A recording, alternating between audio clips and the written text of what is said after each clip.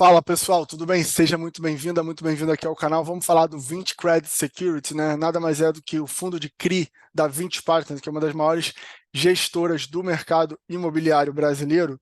Então vamos já para alguns fundamentos aqui do fundo, né? O número de cotistas não chega nem a 10 mil, 9.867. O valor de mercado e o valor da cota patrimonial, a gente já vê que tem uma diferença aqui de mais de R$ 1, né? Mais precisamente R$ 1,02. A gente já vai ver quanto que dá isso em termos percentuais, já, não saia daí. Taxa de administração ela é escalonada, né, de acordo com conforme o patrimônio líquido ou o valor de mercado do fundo vai aumentando, né? Taxa de performance 20%, né, do que o lucro caixa corrigido pelo benchmark, no QCD, a correção do capital integralizado pelo benchmark, né? Que confusão. Mas basicamente, né, é uma taxa de performance móvel, né, em que vai depender de quanto fechar a, a média do IMAB5, né, e aí de maneira escalonada aqui o fundo vai se adaptando e vai cobrando de maneira proporcional, tá certo? Então vamos para alguns destaques aqui da carteira, né? O fundo conta com 40 CRIs, a gente já vai ver a carteira também mais embaixo. 67% atrelado ao IPCA, 33% ao CDI, uma concentração média de 2,5% do patrimônio líquido por emissor, né? Então a gente já vê que ele preza aqui pela diversificação, não só de índice, como principalmente de emissor, né? De forma a não concentrar muito o risco. A gente também vai ver isso de forma mais didática já já. Então ele pagou aí, né, no último relatório, dividend yield anualizado equivalente a 14,6% ao ano, tá? Lembrando que isso aqui é isento de imposto de renda, né? Então uma cota, né, pagou em termos absolutos 0,105 por cota, né? Lembrando que ele é um fundo na base 10, como a gente viu lá, né? Você com menos de R$ 10 consegue comprar, eu não estou recomendando, eu só estou falando, tá? Então ele está estimando ainda a previsão ali entre 0,10 e 0,12 centavos por cota até julho de 2023, né? Ou seja, até o mês que vem. Então, no mês que vem a gente está no julho, né? Mas aí o próximo relatório vai ser referente, né? O relatório de agosto vai ser referente a julho. Então tem mais um mês com essa estimativa e vamos aguardar os próximos meses para ver, né, a cabeça do gestor. Então o gestor traz alguns comentários macros, né? Mas vamos passar aqui para a gestão do fundo propriamente dita, né? Então, o fundo gerou um resultado caixa aí de 0,098, ou seja, aqui a gente já vê que o resultado foi menor do que o distribuído. Isso, a princípio, é um ponto de atenção, a gente vai precisar ver com mais calma. O CRI que eles tinham na Elbor, a uma taxa de CDI mais 2,1, teve seu vencimento, tranquilamente, pagou. E o fundo anunciou, né, a distribuição, como a gente já viu, de 105, 105 por cota, né, 0,105. O que dá um dividend yield e tal, papapá, isso aí a gente já viu. Então, monitoramento de ativos, a gente já tinha visto aqui no último vídeo sobre o VCRI que a gente gravou, né? Que tinha um problema aqui nesse CRI da Serpasa, e esse problema continuou, né? Foi deliberado aqui a Assembleia pelos detentores do CRI a carência adicional de 30 dias para pagamento da parcela de juros mensal, o que impactou, né, em 0,005 por cota na arrecadação do fundo. Tá? O fundo conta hoje com 1,8 do seu patrimônio em operações compromissadas, segundo ele, de maneira, né, bastante conservadora e criteriosa aqui. Como formador de mercado, o fundo contratou a XP. Então, a modalidade, né, de concentração ali vai variar de 20% a 40%, que a XP vai prestar esse serviço aqui para o VCRI. Aliás, vários fundos da Vinci esse mês contrataram esse tipo de serviço, tá certo? Então, passando aqui, vou ter que diminuir, o pessoal do celular deita a tela para ficar melhor, mas a gente chega no resultado aqui, ó, a gente vê que o resultado total foi menor do que o resultado distribuído, né? O fundo ainda conta com resultado acumulado aí de 0,24. Muitos gestores eles optam, né? A maioria, na verdade, opta pela linearização da distribuição para não ter muita variação. Por exemplo, num mês você distribui 8 centavos, no outro 9, depois volta para 7. Então eles preferem, né, quando vem a mais, eles seguram o resultado, e quando vem a menos, eles, né, complementam o resultado de forma a você receber ali, por exemplo, todo mês 8 centavos, em vez de ter essas pequenas variações, tá? Então, está aqui o histórico, né, de distribuição do fundo. O fundo começou num patamar um pouco mais elevado, entre abril e junho aqui de 22, aí já de agosto de 22 até praticamente dezembro de 22 ele estabilizou em 12, e final do ano, mais ou menos, né, início do ano, até abril ficou ali na casa de 11 centavos. Em junho teve uma nova queda aqui na faixa de 10 centavos, tá? A gente vai precisar ver, né? Lógico que tem variação aqui em termos de dias úteis, em resultado de inflação, né?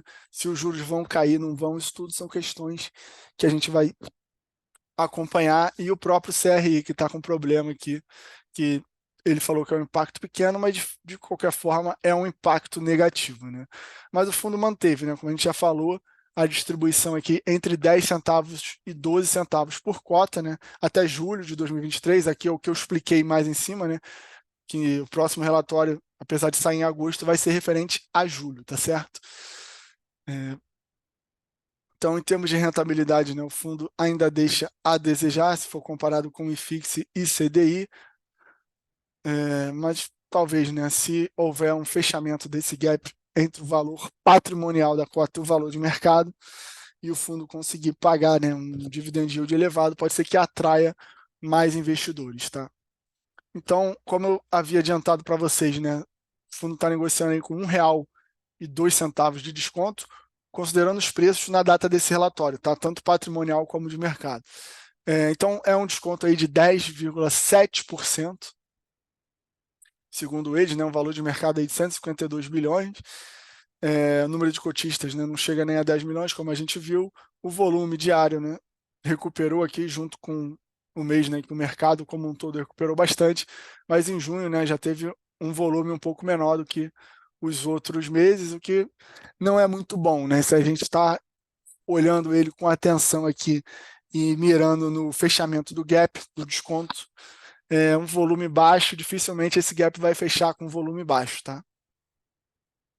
E aqui algo muito interessante, né, que os gestores, principalmente de CRI, eles incorporaram, né, dos fundos de infra, que é trazer essa tabela de sensibilidade aqui. Então, basicamente, né, com a cota a R$ 8,62, né, que dá um dividend yield de 14,6, você estaria levando o equivalente aqui à carteira que está atrelada ao IPCA, né, a 9,3%, e a carteira do CDI, a CDI mais 4,6%. Tá? É uma rentabilidade atrativa. O fundo é um fundo ainda pequeno, tem seus riscos, é um fundo novo, em que há muito pouco tempo ainda, né, a gestão de fato precisa se provar, mas está aí, né? A rentabilidade de fato é uma rentabilidade atrativa. Tá? Então, adentrando mais ainda no fundo aqui, né, o patrimônio líquido aí de 171,3 milhões de reais, né, o que vai dar uma cota de R$ 9,6.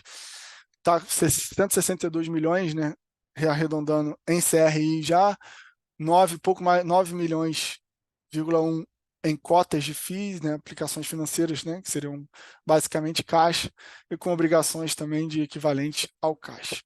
Tá? Então, aqui está a distribuição por segmento, vamos aumentar aqui. Né? Então, aqui o fundo está com a maior parte aqui em imobiliário residencial, vem com logística, agronegócio, home equity, geração, varejo, entretenimento, shopping, saúde. É um fundo, de fato, diversificado. Por indexador, a gente já viu, né? Está 33 no CDI e IPCA 67. A gente teve o IPCA hoje, né, indicando deflação, o que certamente vai ter algum impacto, tá? Tanto no VCRI como em qualquer fundo de CRI que você tenha. Mas aqui eu quis chamar a atenção para a tendência. Né? A tendência do CDI é cair, né? Sempre olhar daqui para frente. Né? A deflação desse mês ela praticamente já passou, já está no preço. Embora o mercado de fundo imobiliário seja um pouco menos eficiente, né? Ainda que o de ações, porque predomina ali bastante investidor pessoa física. Mas, enfim, o CDI, né, acho que é quase o consenso que a tendência é para baixo, o Banco Central vai começar a reduzir juros, só vai, o que muda um pouco talvez é a rapidez e e a quantidade, né, se vai ser já meio ou 0,25 na próxima reunião, mas a tendência aqui é para baixo.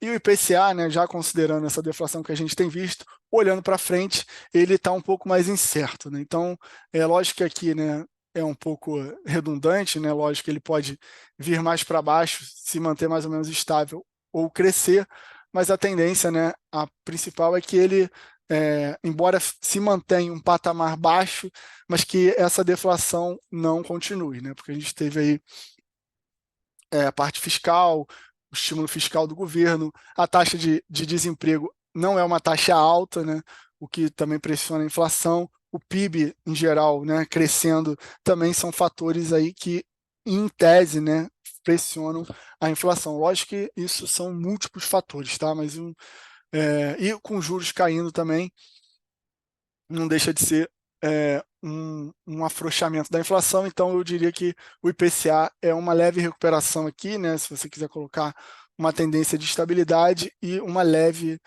leve aumento gradual também. Então, chegando na carteira, agora eu vou ter que diminuir a carteira do fundo, né? Aqui a parte que está indexada ao IPCA, tá certo? Então a gente vê que a principal posição aqui corresponde a um PL de 10,1, seguido por 7,5. Está bem diversificado, né? Sendo o agronegócio aqui da principal posição, logística a segunda. Aqui a taxa de aquisição, taxa de mercado. E aqui a taxa final, né, do total da carteira de CRI, que está indexado ao IPCA, 63,4% do PL do fundo, né, está com uma duration média ali de 3,5, tá, de duration, e uma taxa de aquisição de IPCA mais 8,1, taxa de mercado IPCA mais 8,4 em média, tá? Se for fazer uma média proporcional aqui, né, de todos esses fundos aqui, de todos esses fundos não, de todos esses ativos, na verdade, que estão na carteira de CRI, tá? Chegando aqui na carteira indexada, deixa eu colocar numa altura intermediária, que a carteira indexada ao CDI, a gente vê que a principal posição é do segmento de logística, um PL de 5,9, e o resto é bem diversificado realmente, né, chegando aqui a algumas posições com menos de 1%, mas que vai dar uma média ali de CDI, 31,3% da carteira está em CDI, né? São pouco mais de 53,6 milhões, né? O que dá uma média ponderada aí de CDI mais 4,1, com uma duration de 2,4, tá? E complementando a estratégia do fundo, mas não menos importante, 5,3 do PL em cota de FIIs de recebíveis, né? Com viés de renda. Então tá aqui os 4 fundos, né, de recebíveis aqui que o gestor aplica, tá certo? Então, por hoje era isso. Você conheceu um pouco mais do 20 Credit Securities. Vamos acompanhando. É um fundo que está descontado, uma rentabilidade boa, mas que tem lá seus desafios à frente, né? Tem o CRI da Serpasa, tem a questão do CDI que vai começar a cair, tem a inflação que já está vindo baixo. Então, vamos ver como o gestor vai abrir e vamos ver também se essa quantidade, né, de liquidez e o número de cotistas vai aumentar para a gente fechar esse gap entre a cota de mercado e a cota patrimonial. Valeu, não deixe de se inscrever no canal, deixar um like e compartilhar o vídeo com os amigos.